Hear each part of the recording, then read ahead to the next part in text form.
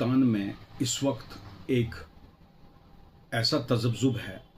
जो भी इस वक्त माइनॉरिटीज़ है, particularly Muslims and Christians, they are being targeted by these Hindu rightist wingers. आप देखो जितने भी जैसे हिंदू विश्व परिषद है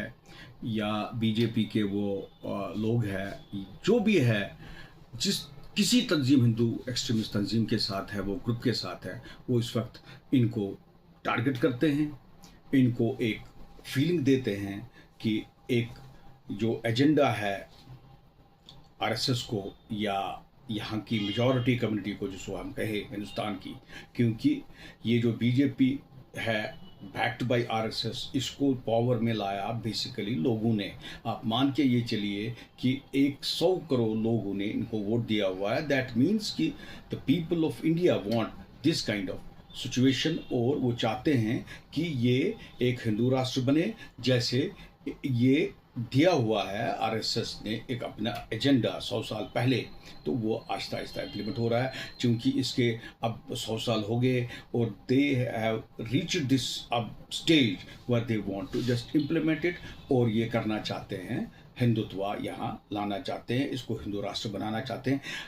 इसमें ये भी है कि आप देखिए ये जो उसमें जो कॉन्स्टिट्यूशन की बात है, अपना जो वैदिक ये जो है इनके टीचिंग्स, उसमें एक मनुस्मृति भी एक टेक्स्ट बुक है, वो टेक्स्ट है, लॉ टेक्स्ट है वो। तो उसमें उसी को एक कॉन्स्टिट्यूशन के शेप में ये बनाना चाहते हैं। उसमें यही है कि औरतों को वो बराबर दर्जा नहीं दिया जाएगा जो कि उनको पहले ज़माने में था। जैसे कि राजस्थान में कल ही हुआ, राजस्थान ने एक पंचायत था, तो उन्होंने जसलोर कहते हैं उसको, डिस्ट्रिक्ट को राजस्थान में है, जिसने 15 विलेजेस को कहा, ये ऐलान किया उन्होंने इस पंचायत ने, कि कोई भी बेटी बहू, उनका मतलब यही था कि औरत को स्मार्टफोन नहीं अलाउ है, बैन किया गया है उनको स्मार्टफोन कैरी करने को या उनको यूज़ करने का। उसका मतलब है दे के नॉट हैव द ये जो लेटेस्ट गैजेट्स है आजकल के मोबाइल में, जैसे फ़ोन है, जैसे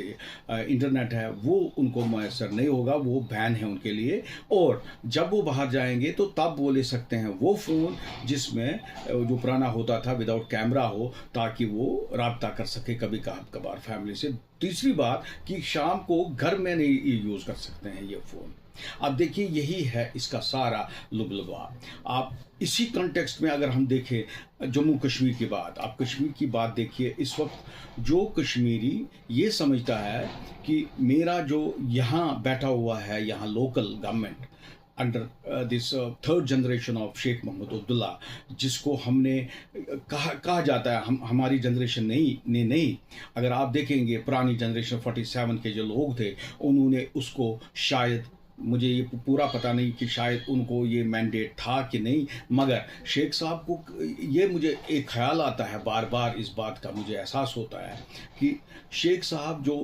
अपने आप को एक सेल्फ स्टाइल्ड लीडर था कश्मीरी मुसलमानों का, क्या उसको इस बात का अंदेशा था या कोई कभी उसने महसूस किया था कि ऐसा भी एक हिंदुस्तान उभर के आएगा जहां मुसलमान और कश्मीरी, पर्टिकुलरली कश्मीरी मुसलमान को कोई तंग हो जाएगा, उसको सारा वतन जिसको हिंदुस्तान कहते हैं, जो वो बार बार कहता था सेक्युलर एक कंट्री के साथ हमने इल्हाक किया हुआ है या एक्सेशन किया हुआ, बिकॉज ही वॉज द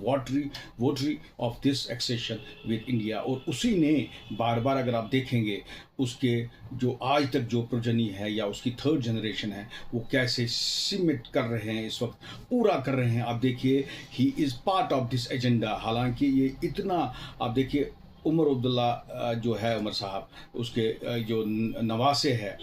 जो उसका बेटे का बेटा है, ग्रैंडसन, वो देखिए वो किस तरीके में खामोशी इख्तियार किया हुआ है, सिर्फ एक चीज़ बात लेकर कि हमको स्टेटहुड दे दो। उसके जब पार्लियामेंट मेंबर्स, जैसे इन द शेप ऑफ यहाँ कोई है, क्या नाम है उसका, वो चौधरी रमज़ान साहब हो या कोई भी उसका राज्यसभा के हो, वो ऐसे उठते हैं, लोग कहते हैं कि पता नहीं, जैसे उसने लिखा भी एक ट्वीट में कि हमारे शेर उठे अब आज गरजे। तो क्या गरजे वो, मुझे समझ नहीं आता है कि स्टेटहुड मांगते हैं ना वो। आप देखिए the larger picture of this Kashmir और मुसलमानों की जो अब देखिए यही हिंदुता है, हिंदुत्व यही है एजेंडा ऑफ ये जो हिंदू राष्ट्र का। तो अल्टीमेटली आप देखिए हम कश्मीरी जो है, हमारा जो हमेशा ये रहा है, हम एक इंसान की इताअत करते हैं या शख्स परस्त है हम, क्योंकि शख्स परस्ती इंसान को कहीं नहीं लेता है। आप देखिए इस्लाम की जो बुनियाद है वो इसी चीज़ पे मुनसर है, जहाँ ये लिखा हुआ है कि अल्लाह की इताअत करो, उससे मदद मांगो, उसको जो भी हमको कोई मुश्किलात हो हम अल्लाह से मांगेंगे, उसी से कहेंगे। और यही है इस्लाम की बेसिक टीचिंग और बुनियाद। मगर कश्मीरी हम न्यू मुस्लिम्स हैं, जो मैंने अपनी किताब में भी लिखा है कि यहाँ के मुसलमान जो है, हम वीक मुसलमान हैं, कन्वर्टेड मुसलमान हैं। हमारी जो फेथ है ये ये मुस्तकिम नहीं है। इसको क्या होता है, एक छोटा सा जुम्बिश भी हवा की आती है हमारे दरमियान तो हम बहक जाते हैं। और यही इसीलिए कहा है कि एक शायर ने कि ये जो है ये बस्ती जो है ये मुर्दा परस्तों की बस्ती, ये मुर्दा परस्तों की बस्ती जो है ये कश्मीर है। आप देखिए अभी तक वही दिखा के शेख साहब की कभी कब्र दिखा के, शेख साहब के तस्वीरें दिखा के वोट लेते हैं थर्ड जनरेशन। मगर यहाँ के लोग देखिए कितने, मैं ये कहूँगा कि एक बेगाने से लोग हैं, ये अपनी धुन में मगन हैं, सिर्फ छोटे छोटे कंसेशंस के लिए किस हद तक ये गुजरते हैं और किस हद तक, किस लेवल तक ये गिरते हैं और चाहते हैं। और ये दूर अंदेश लोग नहीं है, ये नहीं समझते हैं कि हम कहाँ जा रहे हैं, हमारी ज़िंदगियाँ कहाँ जा रही है, हमारे आने वाली नस्ल जो है किस हालत में होंगे जब यहाँ एक नया एक माहौल बनेगा, एक हिंदू राष्ट्र। मुझे जो लगता है, जैसे मैंने एक ये जो है यूपी का चीफ मिनिस्टर, ये जो कोई संत है वहाँ, या ये आदित्य क्या नाम है उसका, ना तो वो उसका याद भी नहीं रहता नाम इंसान को। खैर उसने कहा कि उसने एक ताना मारा, ये जो ओवैसी है, ओवैसी को बोला आपको अनकरीब हम देंगे काम अपना कि he will be a clergy man to the level of clergy man होगा वो, बस उससे ज़्यादा नहीं। दैट मीन्स कि उसको सिर्फ यही अपने इस्लाम के जो है ये घर पे पढ़ना है और कुछ नहीं। कि उसका मतलब है कि उनको सेकंड क्लास एक ट्रीटमेंट मिलेगा, जैसे कि ये लिखा हुआ है, जैसे कि वो लोग जो ये चाहते थे।